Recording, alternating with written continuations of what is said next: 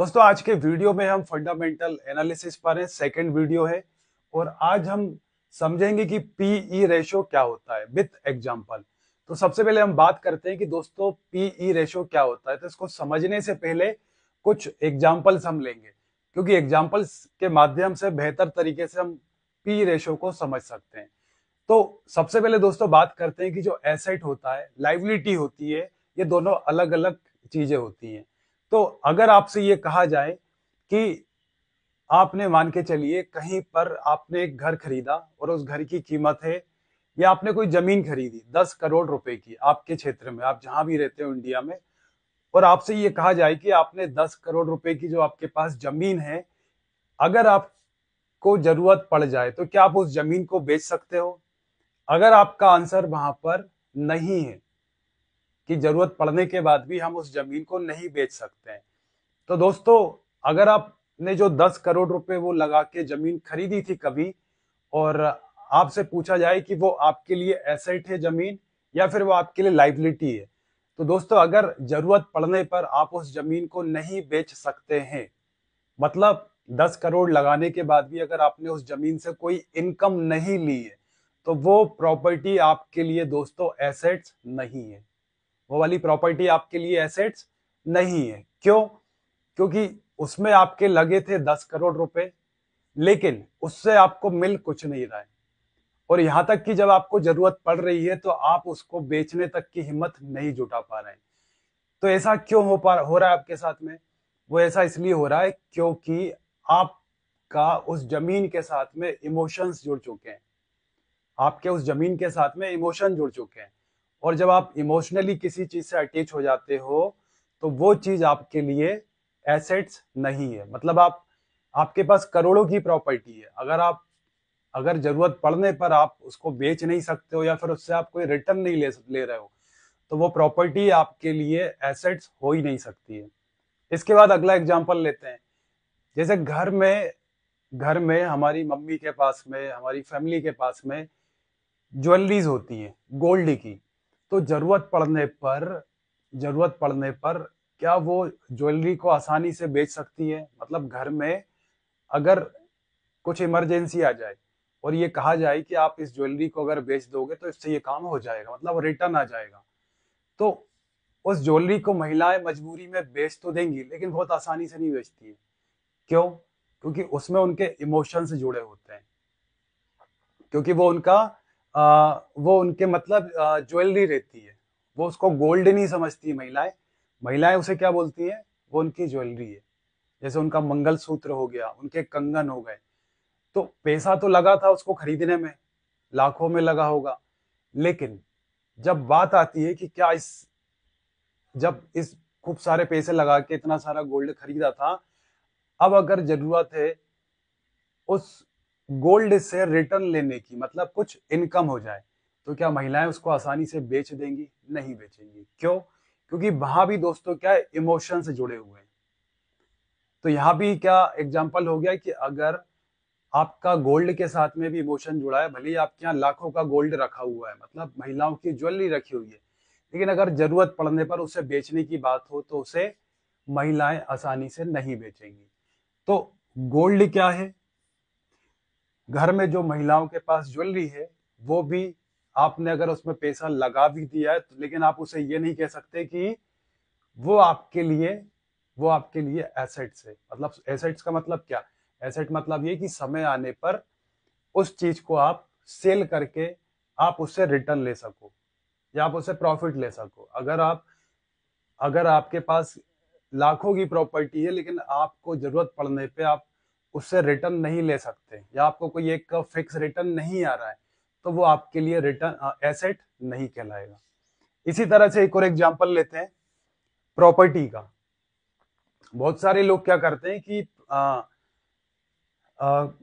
Flat जो होते हैं या फिर घर होते हैं, तो फ्लैट ले लेते हैं 1-1 करोड़ रुपए का। ठीक है, अब 1 करोड़ का फ्लैट तो ले लिया, लेकिन 1 करोड़ रुपए बहुत बड़ी रकम होती है।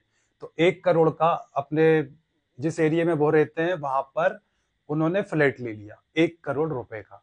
अब इसके बाद में उस 1 करोड़ रुपए से अगर उनसे कहा जाए कि भाई क्या आपको इस 1 करोड़ रुपए के फ्लैट से कोई रिटर्न मिल रहा है, या आज आपको जरूरत पड़ जाए कि भाई कोई काम आ गया तो आप इस 1 करोड़ रुपए के फ्लैट को बेचने जाओगे, तो क्या आपको 1 करोड़ रुपए मिल जाएंगे?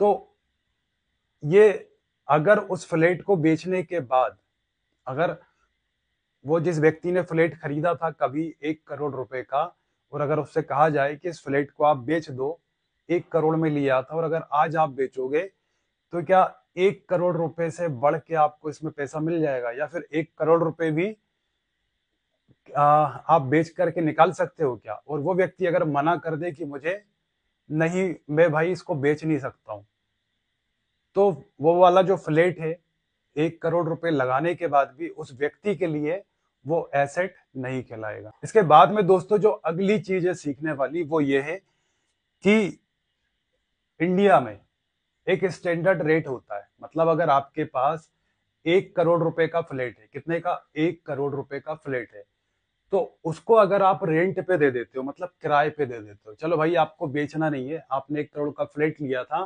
और आप चाहते हो कि यार मैं बेचना नहीं चाहता हूँ, मैं दूसरे माध्यम से, मैं चाहता हूँ कि इससे मेरा रिटर्न आते रहे। मतलब 1 करोड़ रुपए जो आपने लगाए थे, आप चाहते हो कि वो आपका 1 CR खराब भी ना हो, उसके बदले में आपको हर साल कुछ रिटर्न मिलता रहे। तो इंडिया में, मतलब भारत में, अगर आपने कहीं भी फ्लैट लिया है तो एक स्टैंडर्ड रेट होता है। मतलब आपने कोई फ्लैट लिया है और अगर आप उसे किराए पर देते हो, रेंट पे देते हो, तो उसका एक आइडियल स्टैंडर्ड रेट माना जाता है कि आपको साल में इतना किराया तो मिलेगा ही। कितना मिलेगा? तो इंडिया में 3 से 5% माना जाता है। अगर आप किसी लोकेशन पे लेते हो तो 3 से 5% आपको ईयरली रिटर्न मिलता है। मतलब 1 करोड़ का अगर आपने फ्लैट लिया है तो उस पर आपको 3 से 5 लाख रुपए साल का, 1 साल का रिटर्न मिलना चाहिए। तो अगर ऐसा हो रहा है कि मतलब आपने 1 CR लगाया, 1 करोड़ रुपए का आपने फ्लैट लिया और आपको इतना मिल रहा है, तो फिर ये माना जाएगा, भले ही आप प्रॉपर्टी नहीं बेचना चाहते, लेकिन ये भी जो तरीका है, यहाँ पे कहा जाएगा कि ये आपके लिए एसेट का काम कर रहा है। काहे का काम करेगा? एसेट का। मतलब 1 करोड़ का जो फ्लैट है वो आपके लिए, यहाँ कह सकते हैं कि आपके लिए एसेट का काम कर रहा है। क्यों? क्योंकि आपको साल में 3 से 5 लाख का ये रिटर्न दे रहा है। इसी तरह से अगर आप किसी प्राइम लोकेशन में लेते हैं तो उसका अलग रेट है। प्राइम लोकेशन मतलब, अब जैसे प्राइम लोकेशन शहर में हर तरह की लोकेशन होती है। एक होती है नॉर्मल, एक स्टूडेंट वाली लोकेशन, एक होती है प्राइम लोकेशन जहां सारे वीवीआईपी लोग रेंट पे फ्लैट लेना पसंद करते हैं। तो वहां का स्टैंडर्ड रेट अलग है। वहां का कितना है? 6 से 10%। तो 1 करोड़ का 6 से 10 लाख आप मान लो कि अगर प्राइम लोकेशन पे आपका फ्लैट है तो आपको 6 से 10 लाख रुपए किराए के रूप में सालाना मिलेगा। अब इतनी बात आप समझ गए होंगे। अब इसको आप लिंक करते आना, क्योंकि इसी से कनेक्टेड है। हम इस पर आएंगे पीई रेशो पर। तो पीई रेशो को अगर बहुत अच्छे से समझना है आपको व्यवहारिक तरीके से, तो आप ये वाली चीजों को आप लिंक करते जाना, फिर आपको पीई रेशियो मतलब बहुत आसान हो जाएगा समझना। तो अभी हमने समझा कि अगर आपने फ्लैट लिया 1 करोड़ रुपए का इंडिया में, तो आपको 6 से 10% का 6 से 10 लाख रुपए मिल जाएंगे साल के। अब इसके बाद में अगला जो सवाल आता है कि जो हमने 1 करोड़ रुपए लगाए हैं, 1 करोड़ रुपए ये हमारा प्राइस है। ये क्या है दोस्तों? ये प्राइस है। 1 करोड़ रुपए का हमने इन्वेस्टमेंट किया, किसमें? फ्लैट में। और इस पर कमाया कितना? 6 से 10%, मतलब 6 से 10 लाख रुपए। तो ये हो गई कमाई। मतलब इसे इंग्लिश में क्या कह सकते हैं हम? अर्निंग। तो ये प्राइस लगाया, इस पर कितनी कमाई हुई, तो इसका जो रेशियो होता है दोस्तों, मतलब जो प्राइस लगाया और उसमें कितनी अर्निंग हुई है, तो इसी के रेशियो को हम पीई रेशियो कहते हैं, या प्राइस टू अर्निंग रेशियो कहते हैं। तो आप इसकी जगह पे आप शेयर रख सकते हो। जैसे यहाँ पे हमने फ्लैट रखा हुआ है कि 1 करोड़ हमने फ्लैट में लगाए थे, तो यहाँ पे हम रख सकते हैं कि भाई हमने किसी भी कंपनी का एक स्टॉक लिया, और उस स्टॉक का प्राइस कितना है, और उस स्टॉक का प्राइस कितना है मतलब कितने का हमने लिया, और उस स्टॉक ने हमें कितना कमा के दिया। सेम फ्लैट की तरह कि 1 करोड़ का फ्लैट लिया और उसने हमें ईयरली कितना कमा करके दिया है। अब अगली चीज पी रेशियो हो गया। अब पी रेशियो कितना अच्छा होता है, कम अच्छा होता है या फिर ज्यादा होना अच्छा होता है। तो देखो आप इसको ऐसे समझो, 1 करोड़ का, फिर हम फ्लैट पे आते हैं कि 1 करोड़ का जो हमारा फ्लैट है 1 CR का फ्लैट लिया। अब 1 CR के फ्लैट में ये हमने क्या लगा दिया, प्राइस लगा दिया। प्राइस लगाने के बाद, प्राइस लगाने के बाद आप ये मान के चलिए कि हमारे पास यहाँ पे 3 ऑप्शन है। क्या, एक जगह फ्लैट का हमें साल का जो रेंट मिल रहा है वो मिल रहा है 4 लाख, एक जगह मिल रहा है 6 लाख, और एक जगह मिल रहा है 10 लाख। 1 करोड़ रुपए का फ्लैट लिया और 3 अलग अलग लोकेशन है, तो एक लोकेशन पे 4 लाख का रिटर्न आ रहा है साल का रेंट का किराया, एक जगह 6 लाख का, एक जगह 10 लाख का। तो अगर इसे हम ऐसे लिख दें 1 CR डिवाइडेड 4 लाख, इसको हम लिख देते हैं 1 CR 6 लाख, इसे हम लिख देते हैं 1 CR 10 लाख 10 लाख। तो अब ये तीनों में आप, 3 चीजें हमारे पास, तो अगर इसमें पूछा जाए कि इन तीनों में जो रेशो है वो सबसे ज्यादा किसका है, मतलब 1 करोड़ रुपए पर 4 लाख जो हमें मिल रहा है उसका रेशो ज्यादा है, या फिर 1 करोड़ पर 6 लाख मिल रहा है, या फिर 1 करोड़ पे 10 लाख मिल रहा है, कौन सा रेशो ज्यादा रेशो कहलाएगा। तो ज्यादा जो रेशो कहलाएगा दोस्तों वो ये वाला कहलाएगा। कौन सा वाला, 1 करोड़ पे 4 लाख, क्योंकि जब आप इसको डिवाइड करोगे तो इसका जो रेशो है ये ज्यादा आएगा, ये वाला रेशो ज्यादा आएगा। और सबसे कम रेशो किसका आएगा, तो सबसे कम रेशो इसका आएगा। 1 करोड़ पे 10 लाख रुपए जो रिटर्न मिल रहा है हमें, इसका सबसे कम रेशो आएगा। तो अब सवाल ये है कि रेशियो ज्यादा अच्छा होता है या फिर कम अच्छा होता है। तो रेशियो दोस्तों हमेशा कम वाला अच्छा होता है। मतलब बोलने में तो हम शायद जब जानकारी नहीं हो तो एकदम से दिमाग में उसका आंसर आएगा कि जिसका रेशो ज्यादा हो वो अच्छा माना जाएगा, लेकिन रेशो जिसका कम होता है वो वाला प्राइस टू अर्निंग ज्यादा बेहतर माना जाता है। कैसे, अब इसको अगर हम डिवाइड करेंगे तो उसका रेशो कम आएगा। तो 1 करोड़ पे 10 लाख मिल रहे हैं तो ये ज्यादा अच्छा रिटर्न माना जाएगा, 1 करोड़ पे 4 लाख का रिटर्न ज्यादा अच्छा नहीं माना जाएगा। तो इसी तरह से दोस्तों स्टॉक मार्केट में भी जब हम किसी स्टॉक को परचेस करते हैं, उस पर प्राइस लगाते हैं, फिर उस पर हमें कितना रिटर्न मिल रहा है, तो वहां प्राइस टू अर्निंग रेशो देखा जाता है। अब यहां देखिए आप, price, P for price, E for earning, है ना। प्राइस मतलब शेयर प्राइस, हमने कितने का शेयर लिया था, किसी भी कंपनी का शेयर, उसका प्राइस क्या था। इसके बाद में उस शेयर को खरीदने के बाद में हमने उस पर कमाई कितनी हुई हमारी, मतलब हमने एसबीआई का शेयर ले लिया, एसबीआई का शेयर जितने का भी जो चल रहा हो अभी प्राइस, उस पर हमें कितनी अर्निंग्स हुई है। तो इसे ही कहा जाता है प्राइस टू अर्निंग रेशो।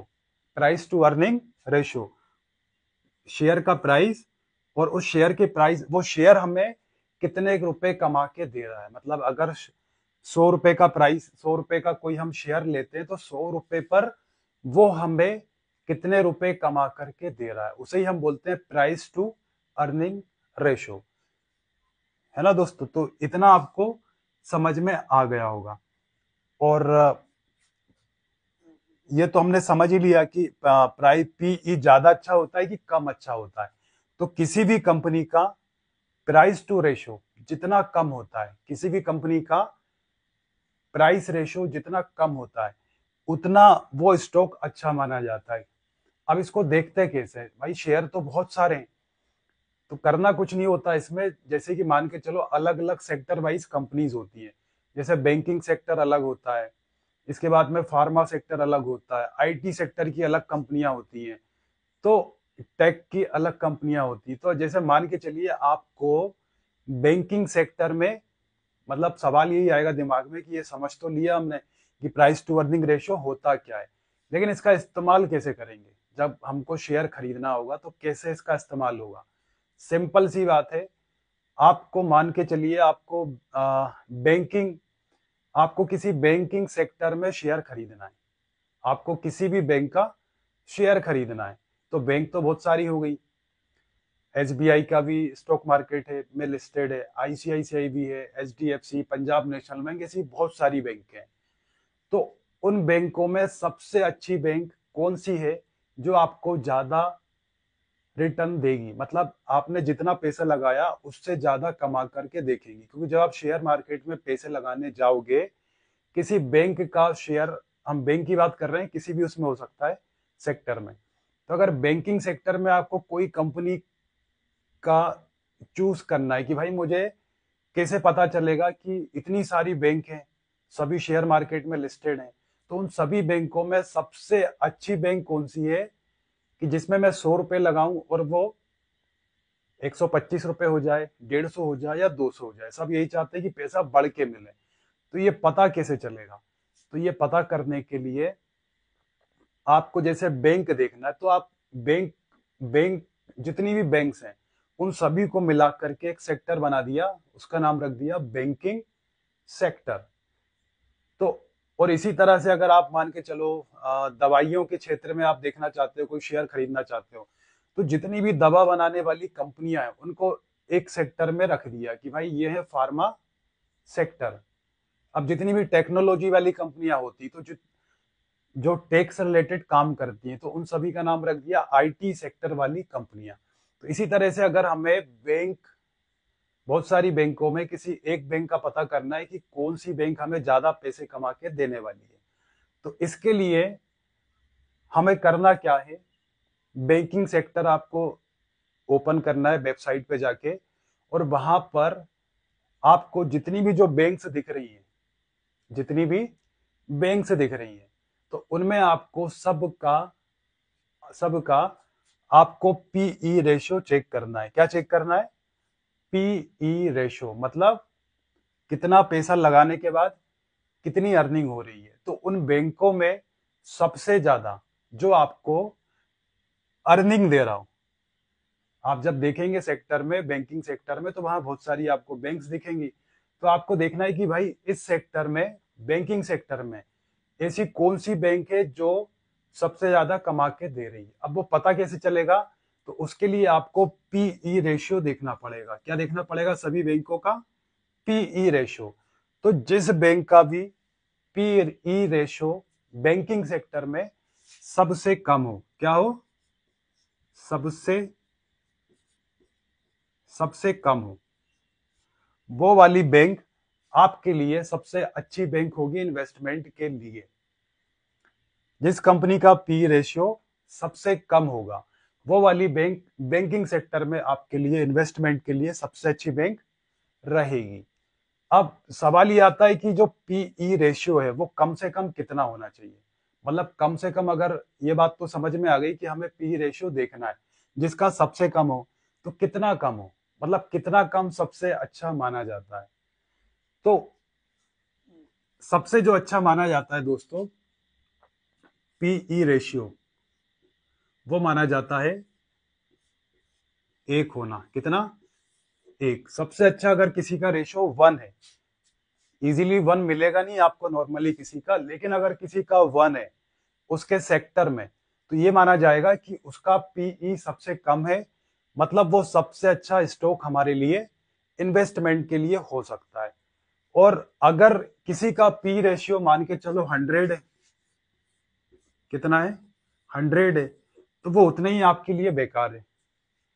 इसका मतलब क्या हुआ, अगर पी रेशियो 100 है मतलब ज्यादा है, तो उसमें जो आप पैसे लगाओगे ना, आप जो ये शेयर खरीदोगे पैसे लगा के, तो उतनी अर्निंग आपको वो देगा नहीं।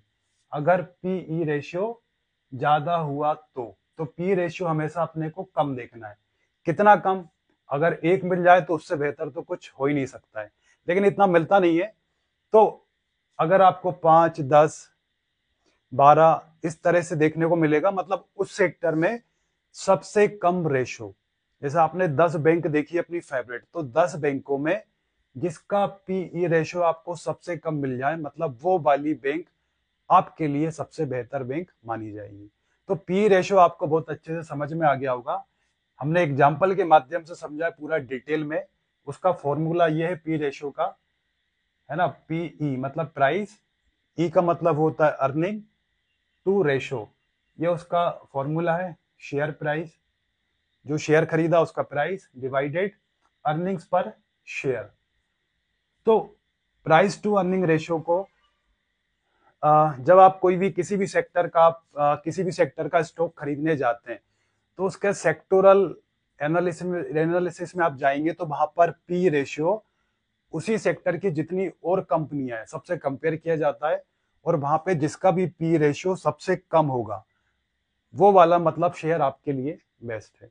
तो दोस्तों आज के वीडियो में हमने पीई रेशियो बहुत अच्छे से समझ लिया है, और इसकी प्रैक्टिस आप कर सकते हो। आप जो भी आपको सेक्टर पसंद हो, जैसे आपको बैंकिंग सेक्टर पसंद हो, तो आप बैंकिंग सेक्टर में जाना गूगल वेबसाइट पे, और आप देखना वहां पे पी रेशियो, तो जो सबसे कम दिखे आपको, तो आप उसमें जाके आप उस कंपनी को जाके आप चूज कर सकते हो। तो दोस्तों आज की वीडियो में इतना ही था, फिर हम मिलते हैं नेक्स्ट वीडियो में। तो अगले वीडियो में हम समझेंगे प्राइस टू बुक वैल्यू, और इसके आगे की जो चीजें वो सारी चीजें हम डिटेल में समझेंगे। तो वीडियो अच्छी लगी हो तो दोस्तों लाइक करिएगा, और चैनल पे नए तो सब्सक्राइब करिएगा। तो चलिए दोस्तों फिर मिलते हैं नेक्स्ट वीडियो में।